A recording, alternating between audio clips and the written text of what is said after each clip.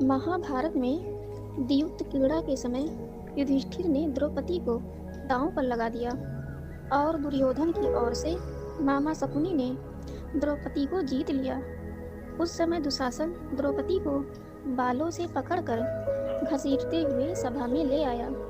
जब वहां द्रौपदी का अपमान हो रहा था, तब भीष्म पितामह, द्रोणाचार्य और विदुर जैसे न्यायकर्ता और महान लोग भी बैठे थे, लेकिन वहां मौजूद सभी बड़े दिग्गज सिर झुकाए बैठे रह गए। द्रौपदी को घसीटकर लाया जा रहा था। तब तक भी द्रौपदी को यह भान नहीं था कि मेरा चीरहरण होने वाला है। जब दुशासन से भरी सभा में द्रौपदी की साड़ी उतारने के लिए कहा गया, तब द्रौपदी को इस बात का एहसास हुआ कि संकट बड़ा है। उस वक्त उन्होंने अपने सबसे प्रिय सखा भगवान श्री कृष्ण का नाम पुकारा। हरि हरि अभयम कृष्ण अभयम। उद्धव गीता या उद्धव भागवत में श्री कृष्ण के सखा उद्धव उनसे इस संबंध में कई सवाल करते हैं। आइए जानते हैं श्री कृष्ण उद्धव संवाद को। उद्धव कहते हैं, हे कृष्ण, आप पांडवों के आत्मीय प्रिय मित्र थे। आजाद बांधव के रूप में उन्होंने सदा आप पर पूरा भरोसा किया।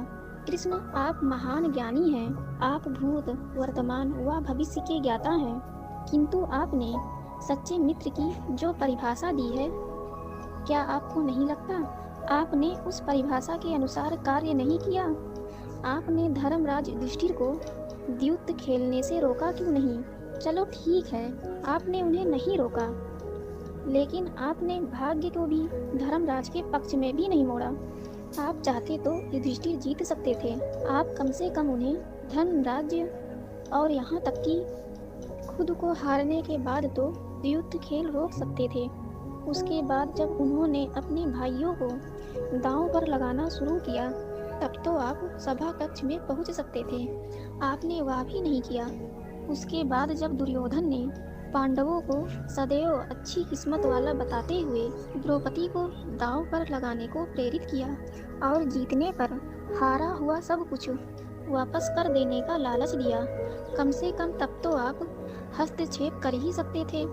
अपनी दिव्य शक्ति के द्वारा आप पासे धर्मराज के अनुकूल कर सकते थे। इसके स्थान पर आपने तब हस्तक्षेप किया जब द्रौपदी लगभग अपना सील खो रही थी। तब आपने अपने वस्त्र देकर द्रौपदी के सील को बचाने का दावा किया। लेकिन आप यह दावा भी कैसे कर सकते हैं? उसे एक आदमी घसीटकर सभा में लाता है और इतने लोगों के सामने निर्वस्त्र करने के लिए छोड़ देता है। एक महिला का सील क्या बचा? आपने क्या बचाया? अगर आपने संकट के समय में अपनों की सहायता नहीं की, तो आपको आपात बांधो कैसे कहा जा सकता है? बताइए। आपने संकट के समय में सहायता नहीं की, तो क्या फायदा? क्या यही धर्म है? इन प्रश्नों को पूछते पूछते उद्धव का गला रूंध गया। भगवान श्री कृष्ण मुस्कुराते हुए बोले, प्रिय उद्धव, यह सृष्टि का नियम है, विवेकवान ही जीतता है। उस समय दुर्योधन के पास विवेक था, धर्मराज के पास नहीं। यही कारण रहा कि धर्मराज पराजित हुए। उद्धव को हैरान परेशान देखकर कृष्ण जी आगे बोले, दुर्योधन के पास जुआ खेलने के लिए पैसा और धन तो बहुत था, लेकिन उसे पासों का खेल खेलना नहीं आता था। इसलिए उसने अपने मामा शकुनी का द्यूत क्रीड़ा के लिए उपयोग किया। यही विवेक है। धर्मराज भी इसी प्रकार सोच सकते थे और अपने चचेरे भाई से पेशकश कर सकते थे कि उनकी तरफ से मैं खेलूंगा। जरा विचार करो, अगर शकुनी और मैं खेलता तो कौन जीतता? पासे के अंक उसके अनुसार आते या मेरे अनुसार? चलो इस बात को जाने दो। उन्होंने मुझे खेल में शामिल नहीं किया, इस बात के लिए उन्हें क्षमा किया जा सकता है, लेकिन उन्होंने विवेक शून्यता से एक और बड़ी गलती की, और वह यह है कि उन्होंने मुझसे प्रार्थना की कि मैं तब तक सभा कक्ष में ना आऊं जब तक कि मुझे बुलाया न जाए, क्योंकि वे अपने दुर्भाग्य से खेले। मुझसे छुपकर खेलना चाहते थे। वे नहीं चाहते थे मुझे मालूम पड़े कि वे जुआ खेल रहे हैं। इस प्रकार उन्होंने मुझे अपनी प्रार्थना से बांध दिया। मुझे सभा कक्ष में आने की अनुमति नहीं थी। इसके बाद भी मैं कक्ष के बाहर इंतजार कर रहा था कि कब कोई मुझे बुलाता है। भीम, अर्जुन, नकुल और सहदेव सब मुझे भूल गए, बस अपने भाग्य और दुर्योधन को कोसते रहे। अपने भाई के आदेश पर जब दुशासन द्रौपदी का बाल पकड़कर घसीटता हुआ सभा कक्ष में लाया, द्रौपदी अपने सामर्थ्य के अनुसार जूझती रही, तब भी उसने मुझे नहीं पुकारा।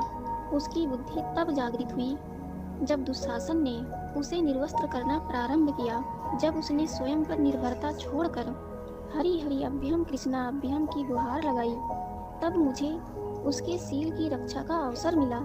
जैसे ही मुझे पुकारा गया, मैं अविलंब पहुंच गया। अब इस स्थिति में मेरी गलती बताओ। ऊधो बोले, कान्हा, आपका स्पष्टीकरण प्रभावशाली अवश्य है, किंतु मुझे पूर्ण संतुष्टि नहीं हुई। क्या मैं एक और प्रश्न पूछ सकता हूँ? कृष्ण की अनुमति से ऊधो ने पूछा। इसका अर्थ यह हुआ कि आप तभी आओगे जब आपको बुलाया जाएगा। क्या संकट से घिरे अपने भक्त की मदद करने आप स्वतः नहीं आओगे? कृष्ण जी मुस्कुराए। ऊधो, इस सृष्टि में हर एक का जीवन उसके स्वयं के कर्म फल के आधार पर संचालित होता है। ना तो मैं इसे चलाता हूँ और ना ही इसमें कोई हस्तक्षेप करता हूँ। मैं केवल एक साक्षी हूँ। मैं सदैव तुम्हारे नज़दीक रहकर जो हो रहा है उसे देखता हूँ। यही ईश्वर का धर्म है। उल्हाना देते हुए ऊधो ने पूछा। वाह वाह, बहुत अच्छा कृष्ण।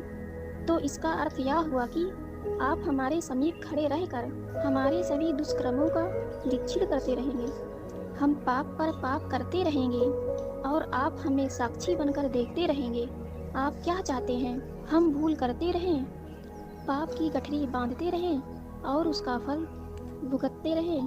तब कृष्ण जी बोले, ऊधो, तुम शब्दों के गहरे अर्थ को समझो। जब तुम समझकर अनुभव कर लोगे, मैं तुम्हारे समीप साक्षी के रूप में हर पल हूँ, तो क्या तुम कुछ भी गलत या बुरा कर सकोगे? तुम निश्चित रूप से कुछ भी बुरा नहीं कर सकोगे। जब तुम यह भूल जाते हो और यह समझने लगते हो कि मुझसे छुप कर कुछ भी कर सकते हो, तभी तुम कठिनाइयों में फंसते हो। धर्मराज का ज्ञान यह था कि उसने माना कि वह मेरी जानकारी के बिना जुआ खेल सकता है। अगर उसने यह समझ लिया होता मैं प्रत्येक के साथ हर समय साक्षी के रूप में उपस्थित हूँ, तो क्या खेल का रूप कुछ और नहीं होता? ऊधो मंत्र मुक्त हो गए और बोले, प्रभु, कितना गहरा दर्शन है, कितना महान सत्य है। ईश्वर को अपनी मदद के लिए बुलाना तो महज हमारी पर भावना है, किंतु जैसे ही हम यह विश्वास करना शुरू करते हैं कि ईश्वर के बिना पत्ता भी नहीं हिलता, तब हमें साक्षी के रूप में उनकी उपस्थिति महसूस होने लगती है।